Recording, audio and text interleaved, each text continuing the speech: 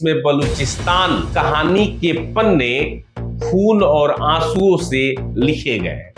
दुनिया का लगभग 20% तेल इस संधि से होकर गुजरता है। ग्वादर की स्थिति बहुत महत्वपूर्ण है वैश्विक स्तर पर कि बलूचिस्तान की सरकार भारत और सोवियत संघ से हथियार खरीद रही है।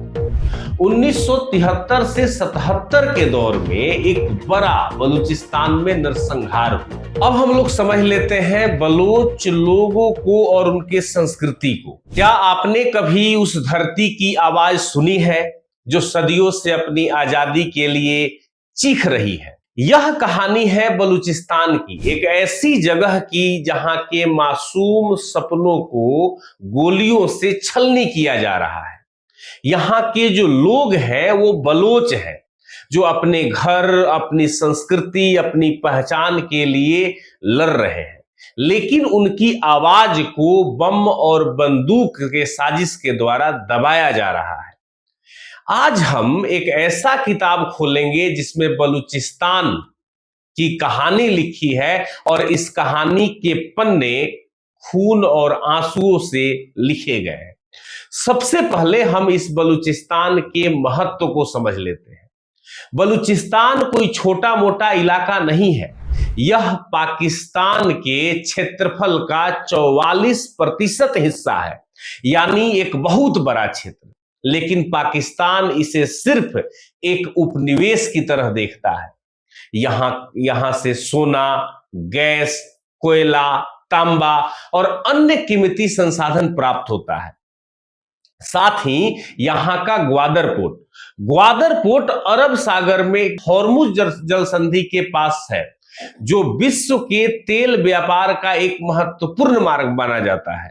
दुनिया का लगभग 20% तेल इस संधि से होकर गुजरता है। इसकी वजह से ग्वादर की स्थिति बहुत महत्वपूर्ण है वैश्विक स्तर पर। बलूचिस्तान को अगर देखें तो इसकी सीमा ईरान से लगती है, अफगानिस्तान से लगती है और दक्षिण में अरब सागर से लगती है। यानी कि यह एशिया का, अगर इसको पूरे कंडीशन को देखें तो यह एशिया के मिडिल ईस्ट और अफ्रीका को जोड़ने का एक बड़ा दरवाजा है। इसलिए पाकिस्तान इसे कभी छोड़ना नहीं चाहता। लेकिन यही वजह है कि बलूचिस्तान में लगभग 70 सालों से आजादी की लड़ाई चल रही है। अब हम लोग समझ लेते हैं बलोच लोगों को और उनके संस्कृति को। जब हम नक्शे पर बलूचिस्तान को देखते हैं तो हमें शायद यह लग सकता है कि यह एक पाकिस्तान का प्रांत है, लेकिन हकीकत में यह धरती हजारों सालों से सभ्यता और खानाबदोश जीवन और आजाद सोच वाले लोगों का घर के रूप में रहा है। यहाँ के लोग, जिन्हें हम बलोच कहते हैं, रेगिस्तानों, पहाड़ों और समुद्र के तटों के बीच रहने के आदी हैं। इनकी भाषा बलोची है, जो ईरान की पुरानी भाषाओं से जुड़ी हुई है। इनकी संस्कृति में ईरानी और मिडिल ईस्ट की परंपराएं बहुत गहरे रूप से रसी बसी है। यहाँ के लोग मेहमान नवाजी भी बड़े दिल से करते हैं, मतलब आप जाएंगे तो आपका स्वागत भी ये बड़े दिल से करते हैं। लेकिन एक बात और है, ये बदला लेने के परंपरा में भी पीछे नहीं है। अगर इन्हें कोई छेड़ दे तो ये छोड़ते नहीं है, और ये इनका प्राचीन काल से इतिहास है। ये अपने सरदारों के नेतृत्व में जब जनजातीय व्यवस्था में थे तब भी किसी की चलने नहीं देते थे। अंग्रेजों ने भी इनके साथ बहुत कोशिश की थी, लेकिन अंग्रेज भी इनके मजबूती और नेतृत्व के आगे घुटने टेके थे। अब बात करते हैं 1947 की, जब भारत और पाकिस्तान आजाद हुए और अलग अलग राष्ट्र बने। तब बलूचिस्तान पूरी तरह से ब्रिटिश इंडिया का हिस्सा नहीं था, और खनात ऑफ कलात, जो कि इसी का नाम है, एक स्वतंत्र देशी रियासत था। इस रियासत के शासक थे अहमद यार खान, जिन्हें खान ऑफ कलात के नाम से जाना जाता था। यानी कि जब हम आपसे खलात ऑफ खान कहेंगे तो आप समझ जाइएगा कि हम अहमद यार खान की बात कर रहे हैं। इनके पास तीन तीन रास्ते थे 1947 में, जब भारत और पाकिस्तान आजाद हो गए। एक तो ये भारत में शामिल हो जाए, दूसरा पाकिस्तान में शामिल हो जाए, या आजाद रहे। तीन इनके पास विकल्प थे। इस पर एक बहुत अच्छी पुस्तक लिखी है नसीर दस्ती ने। इन्होंने पुस्तक लिखा है द बलोच एंड बलूचिस्तान। इसमें यह कहती है कि कलातो खान ने साफ साफ कह दिया कि हम पाकिस्तान में शामिल नहीं होंगे। मतलब अहमद यार खान ने पाकिस्तान सरकार को लिखित में बताया कि हम आपके साथ जुड़ना नहीं चाहते हैं, हम आजाद रहना चाहते हैं। ये तो हो गई 47 की बात। लेकिन पाकिस्तान मानने वाला कहां था? 1948 में जबरन कब्जा करने का प्रयास किया गया। बलूचिस्तान को हथियाने के लिए पाकिस्तान ने कई चालें चली। मार्च 1948 में सबसे पहले उन्होंने अहमद यार खान पर, यानी कि पाकिस्तान के लोगों ने अहमद यार खान पर दबाव डाला कि वह अपनी मर्जी से पाकिस्तान में शामिल हो जाए। जब वो नहीं माने इस बात को, तो पाकिस्तान ने फौज को बलूचिस्तान के सीमाओं पर भेज दिया, उन पर दबाव बनाने के लिए। फिर मार्च 1948 में पाकिस्तान ने बलूचिस्तान पर उस फौज से हमला करा दिया। आखिरकार जब कोई रास्ता नहीं बचा खान ऑफ कलात के पास, तो बंदूक के नोक पर पाकिस्तान ने जबरन एग्रीमेंट ऑफ एक्सेशन पर उनके दस्तखत करा लिए। मतलब उनको जबरन पाकिस्तान में मिला लिया गया। इस दौरान किसी भी तरह का कोई भी जनमत संग्रह नहीं कराया गया। उस वक्त किसी भी राज्य को मिलाने के लिए एक प्रक्रिया होती थी कि आप वहां के लोगों से पूछें, लेकिन उनसे नहीं पूछा गया, यानी कि जनमत संग्रह नहीं हुआ। बलोच असेंबली ने पहले ही पाकिस्तान में शामिल होने से पहले इस प्रस्ताव को ठुकरा दिया था कि हम आपके साथ नहीं आएंगे, लेकिन पाकिस्तान ने उनके राय को नजरअंदाज कर दिया। और आज तक बलोच के लोग जो है 1948 के कब्जे को झेल रहे हैं।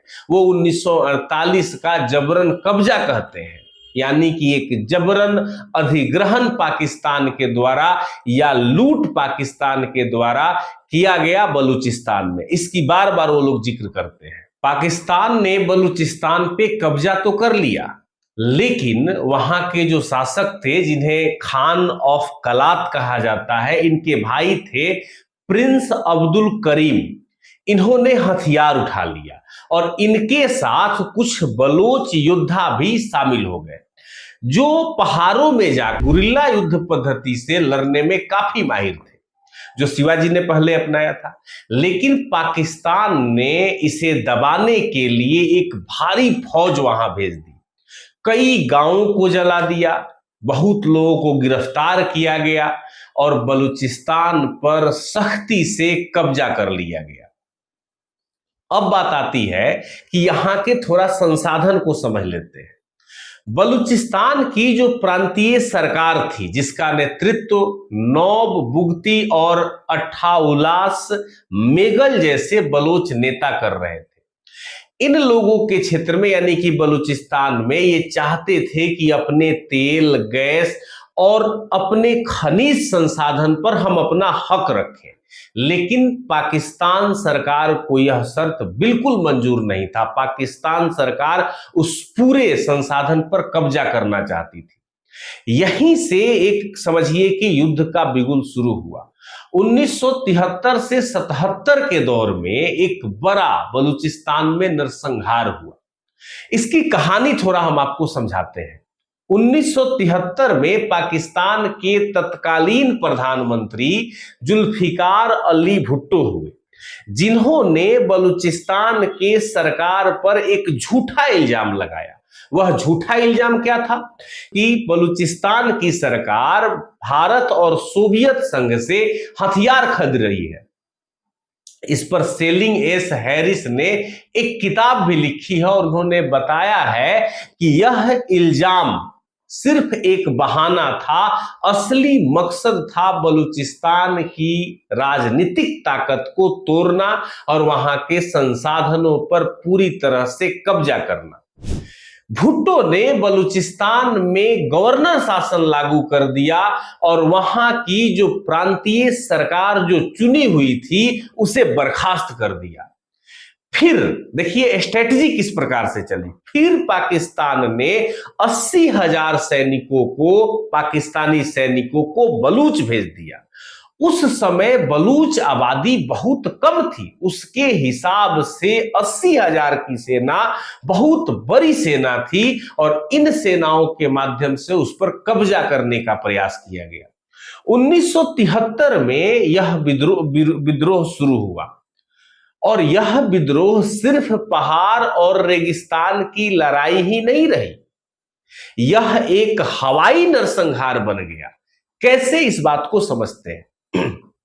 बलूचिस्तानी सेना से पाकिस्तान की सेना को जमीन पर लड़ने में नहीं बन रहा था, क्योंकि बलूची लोग गुरिल्ला युद्ध पद्धति जानते थे और पाकिस्तान के सेना को अच्छे से मुंहतोड़ जवाब दे रहे थे।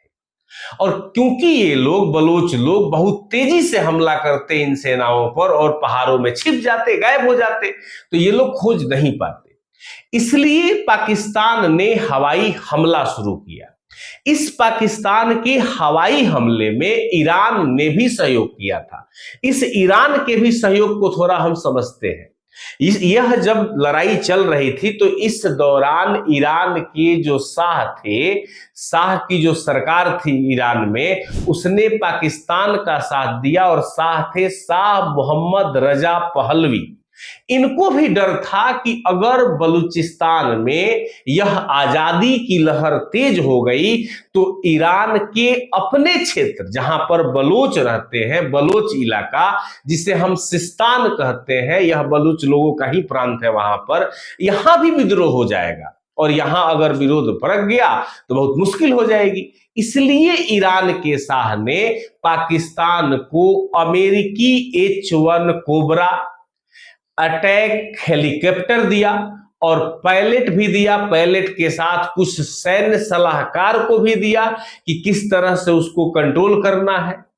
इसी पर सेलिंग हैरिस लिखते हैं कि ईरान ने न सिर्फ हथियार दिए बल्कि पायलट भेजकर इस लड़ाई में सीधे तरीके से पार्टिसिपेट किया। मतलब पाकिस्तान और ईरान दोनों मिलकर बलूचिस्तान से लड़ रहे थे। हेलीकॉप्टर सुबह सुबह या रात के अंधेरे में जो बलूचिस्तान के गांव थे उस पर हमला कर देते। उस गांव के क्षेत्र में मिट्टी और लकड़ी से बने हुए घर थे। उस घर पर मशीन गन से गोलियां बरसाई जाती थी।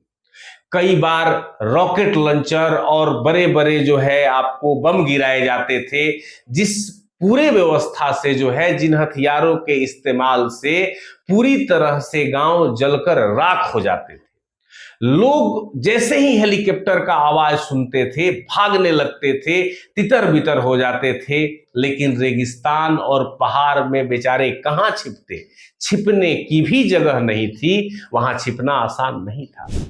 इस दौरान उस गांव और कस्बे से लगभग 5 लाख से ज्यादा लोग अपना घर छोड़कर बेघर हो गए, भागने पर मजबूर हो गए। अब ये जो आपको 1973 से 77 तक का नरसंहार था, इसके बाद पाकिस्तान ने सोचा कि हमने तो अब विरोध को कुचल ही दिया है। लेकिन सच कुछ और था। सच यह था कि वहां पर इस घटना से, इस जाहिलियत से क्रांतिकारियों की एक नई पीढ़ी तैयार होने लगी। जो बच्चे उस दौर में अपने माता पिता और भाइयों की लाशें देखे थे, जिन्होंने अपने जलते गांव देखे थे और वह हेलीकॉप्टर की आवाज से बम्बार्डिंग देखी थी, वह डर देखे थे, अब वो बच्चे धीरे धीरे जवान हो चुके थे। उनके दिल में पाकिस्तान के लिए नफरत भर चुकी थी और उनकी एक ही आवाज थी, अब पाकिस्तान से आजादी। वही 1973 के दशक में जो हथियार बंद संगठन लड़ने के लिए आगे आए थे, वही धीरे धीरे मजबूत होकर 2000 में बलोच लिबरेशन आर्मी, जिसे आज बीएलए के नाम से जाना जाता है, वो सामने आए और एक मजबूत स्तंभ बन गए बलोच के। इस बीएलए का मकसद बिल्कुल साफ था। वो एक लाइन में कहते हैं कि हमें पाकिस्तान से आजादी चाहिए। बलोच संसाधन पर पूरी तरह से बलोच लोगों का कब्जा होना चाहिए, ये कहना चाहते हैं। वो अपने संस्कृति, भाषा और पहचान की रक्षा करना चाहते हैं। वो अपने पहचान को खोना नहीं चाहते हैं, जो प्राचीन काल से आ रहा है। इसलिए बीएलए ने एक आतंकी कदम उठाना शुरू कर दिया। इस आतंकी घटनाओं में जैसे गैस पाइपलाइन पर हमले कर देना, रेलवे ट्रैक उड़ा देना और पाकिस्तानी फौज पर अचानक हमले कर देना, ये सब बलूचिस्तान की आजादी के धीरे धीरे आवाज बनने लगे और बलूचिस्तान की आजादी के लिए एक मिलिट्री तैयार कर दिया, अघोषित मिलिट्री आप जिसे कहते हैं। बीएलए पर आतंकी संगठन होने का तमगा भी लगा। अमेरिका के स्टेट डिपार्टमेंट ने बलोच लिबरेशन आर्मी पर फॉरेन टेररिस्ट ऑर्गेनाइजेशन के रूप में उसे प्रतिबंधित कर दिया, यानी कि फॉरेन टेररिस्ट ऑर्गेनाइजेशन उसे घोषित कर दिया। उसके मुताबिक बीएलए ने पाकिस्तान में कई हमले किए, जिसमें सैनिकों के साथ साथ आम लोग भी मारे गए। एक आप लोगों ने हाल में ही 2025 में एक घटना देखी थी जो कि काफी चर्चा में रहा था। मार्च 2025 की यह घटना है जो काफी सनसनी बिटोरा था। बीएलए ने क्वेटा से पेशावर जा रही एक जाफर एक्सप्रेस ट्रेन का अपहरण कर लिया और इस हमले में लगभग 41 लोग मारे गए, जिनमें यात्री और सुरक्षा कर्मी तो शामिल थे ही, 300 से ज्यादा लोगों को बंधक भी बना लिया गया। कई घंटों तक पाकिस्तान की फौज और बीएलए के बीच गोलीबारी और बातचीत चलती रही। आखिरकार एक बड़े फौजी ऑपरेशन के बाद ट्रेन को छुड़ाया गया, लेकिन तब तक ट्रेन को काफी नुकसान हो चुका था। अब आप निष्कर्ष देखिए कि निष्कर्ष क्या है। ये पूरी कहानी हमने आपके सामने बलूचिस्तान की कहानी की शेयर की। यह एक ऐसी धरती की कहानी है जो अपनी आजादी, अपनी संस्कृति और अपने संसाधनों के बचाव के लिए लड़ रही है। पाकिस्तान इसे एक उपनिवेश की तरह ट्रीट करता है, जैसा कि हमने आपको बताया भी था, लेकिन बलोच अपनी मातृभूमि उस बलूचिस्तान को मानते हैं। 1948 से जो यह लड़ाई शुरू हुई आज भी जारी है। अब आप बताइए कि आपको क्या लगता है, क्या बलूचिस्तान को आजादी मिलनी चाहिए? अपना राय कमेंट बॉक्स में जरूर बताएं। और आपको अगर यह कहानी पसंद आ गई हो तो वीडियो को लाइक भी कर दे, शेयर भी कर दे, और सब्सक्राइब नहीं किए हैं तो यह भी कर दे। इससे हम लोगों का हौसला बहुत अफजाई होता है, हमारी टीम खुश हो जाती है। तो चलिए फिर मिलेंगे आपसे किसी नेक्स्ट वीडियो में, तब तक के लिए धन्यवाद।